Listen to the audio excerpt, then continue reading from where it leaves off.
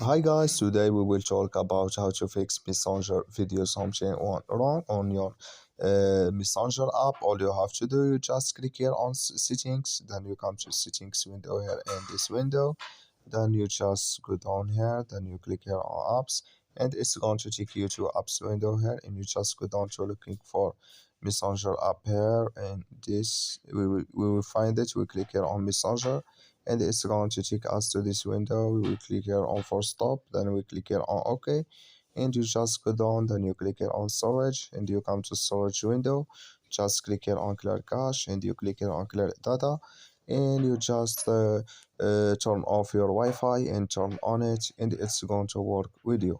So that's all you have to do to fix that problem you have on your Messenger app. All you have to do is just follow these ways, and it's going to work with you. I wish now you are get it. Thank you for your watching. Don't forget to support us by like and subscribe, and see you in next video.